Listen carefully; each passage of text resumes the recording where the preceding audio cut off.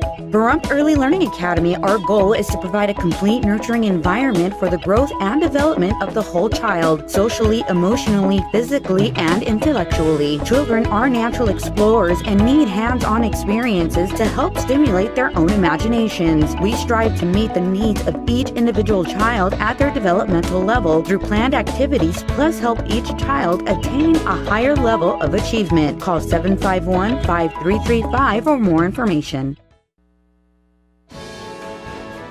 News 46 is brought to you by Comfort Hospice Care, where we give our patients and their loved ones peace of mind, knowing we provide the highest quality of care 24 hours a day, 7 days a week. For more information, call 751-0349.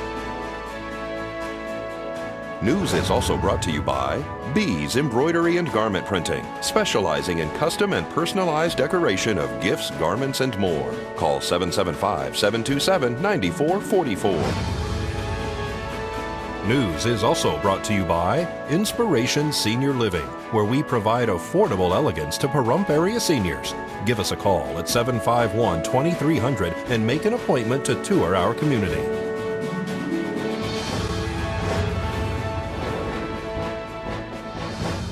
Tonight on News 46, a bank robbery suspect is captured. 2 workers are injured after falling off a ladder, and an egg decorating party is held at the senior center. News 46 starts now. You're watching KPVM News 46 with Monique Mitchell.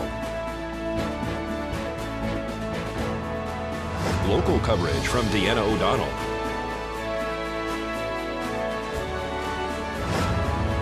News 46, local coverage you can count on. Good evening. It's Wednesday, April 16, 2014. I'm Monique Mitchell for News 46. Well, one suspect is in custody after terrorizing employees during a robbery at Meadows Bank. It seems frequently you hear about bank robberies occurring over the hill there in Las Vegas, and very infrequently the suspects actually being apprehended. Here in Pahrump, bank robberies don't usually occur in our small town. Though Pahrump may have its problems, this town is relatively safe. We actually watch out for each other. I think there's only been one other bank robbery in the last 10 years here, and that was not with the use of a weapon. However, the Meadows Bank employees there on South Highway 160 yesterday afternoon faced one of their biggest fears when a gunman entered and ordered them to the floor. Right before 4:30 yesterday afternoon, Nye County Sheriff's Office deputies were dispatched to a report of a robbery at the location at 3250 South Highway 160 in Meadows Bank. While en route, the deputies were advised that a black or Hispanic male walked into the bank with a firearm and demanded money. Bank employees then advised that the male had left the premises. Investigation showed that a Hispanic male had come to the bank with a firearm and demanded money from the bank employees. The suspect was able to get away with an undisclosed amount of currency. The Nye County Sheriff's Office deputies were able to get a good description of the suspect and began searching the area. Deputies were able to locate the vehicle that matched the description of the suspect's vehicle given by witnesses.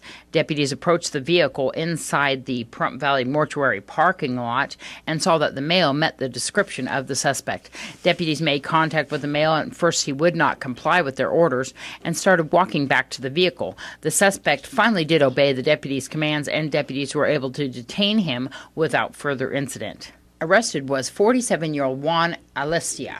He has been charged with robbery with a deadly weapon and burglary while in possession of a firearm. He was transported to the Nye County Sheriff's Office Detention Center. Say what you will about the Nye County Sheriff's deputies, but we have to commend them on apprehending this suspect very quickly there in the Pahrump Valley Mortuary parking lot. He was taken into custody and is facing charges related to that bank robbery. I do have to tell you that I read a Facebook post last night by one of the bank employees, and they're still reeling from what happened to them yesterday afternoon. This is Deanna O'Donnell for News 46. Well, Nye County Sheriff Sergeant Mike Horn has pleaded not guilty to various charges that he is facing related to drug possession and use while on duty. During a telephonic arrangement, it was revealed that Horn is in an inpatient facility out of state. He was given a bail amount of $5,000. He reportedly will return for another 90-day outpatient treatment in which he has been ordered to remain in Nye County until after his trial. Well, two men reportedly fell from a ladder and sustained injury this afternoon at the China Walk construction site. Two men reportedly fell off a 30-foot ladder at the location where the job site is for the new China Walk on Highway 160. Pahrump Valley Fire and Rescue arrived on scene with two separate ambulances. One man was reportedly unconscious but breathing. The other man sustained minor injuries. Paramedics transported one man locally to Desert View Hospital. The other one appears to have declined any transport to medical facilities. Nye County Sheriff's deputies are investigating the cause of this accident. This is Deanna O'Donnell for News 46. One person was transported on Postal Road as a result of a two-vehicle accident. Tonight's accident report is brought to you by Stovall & Associates. Don't expect insurance companies to have your best interest in mind. Stovall & Associates cares. Let us help you if you have been involved in an accident.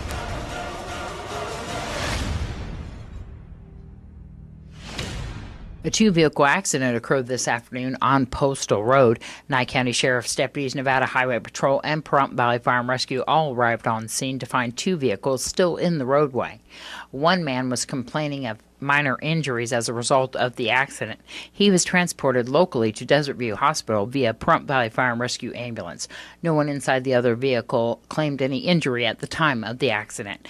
Nevada Highway Patrol is investigating. This is Deanna O'Donnell for News 46. Almost 300 people are unaccounted for today after a ferry mainly carrying students on a high school trip capsized and sank off South Korea's coast.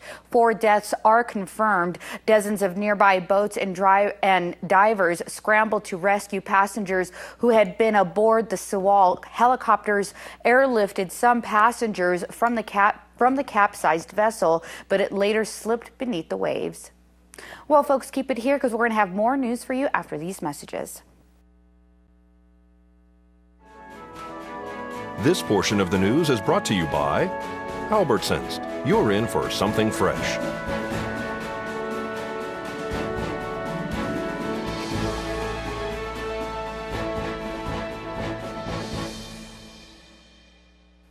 Welcome back to News 46. A patient-centered medical home is a way of organizing outpatient care to improve coordination among doctors and health professionals. It also aims to reduce unnecessary spending on health care and keep patients out of the hospital. A new study evaluated a group of medical home practices to see whether they were effective in improving these outcomes. Catherine Dolph has more on this week's JAMA report. This health tip is brought to you by Desert View Hospital and Mountain Valley Physicians Group. Don't put your health on hold. We have time for you. Call us to schedule your appointment. 775-751-7100. A visit to a primary care practice like this one at Brigham and Women's Hospital in Boston can lead to patients being referred to other doctors, clinics, and also to a series of healthcare visits. If this practice was a medical home, patients might see a number of different healthcare professionals all in one place, including physicians, physician assistants, nurses, nurse practitioners, LPNs, pharmacists, dietitians, and health educators. Patients would receive care from these professionals who would all be on the same page about what the patient needs. In theory, medical homes would be able to better manage complicated chronic diseases, provide a better experience and care for patients. This would in turn lower the need for hospitalizations, emergency department visits, and the cost of care. Turning into a medical home requires quite a bit of effort on behalf of the primary care practices. Dr. Mark Friedberg from the RAND Corporation and co-authors evaluated 32 practices receiving medical home recognition. Researchers compared these medical home practices to 29 others that were not medical homes. The study ran for 3 years. It focused on whether these medical homes met certain quality measures for diabetes, asthma, preventive care, and unnecessary use of health services. They improved on one measure of diabetes care, which is an important test to measure the kidney function of patients with diabetes and take steps to preserve that kidney function. We did not observe these changes for asthma. We did not see improvements on other measures of quality like preventive screenings, and we did not see decreases in emergency department use, hospitalizations, or total cost of care. All the practices easily transformed to medical homes. They also implemented advanced tools like an electronic medical record system and engaged in more team-based care. receiving recognition as a medical home and changing structurally in the ways that the practices did may improve quality of care on some but not all measures. And unfortunately, it's no guarantee that the efficiency of care will improve. Catherine Dolph, The JAMA Report. The medical homes received recognition from the National Committee for Quality Assurance. And ProCare Hospice hosted an Easter egg decorating contest this morning at the Pahrump Senior Center. Well, this is a family-owned business. What we wanted to do, though, is we started in Las Vegas. We wanted to expand to Pahrump, so our entire staff lives here, works here, all their families are here, and we think that's really important to be part of the community. You are here at the Pahrump Senior Center decorating eggs with the seniors.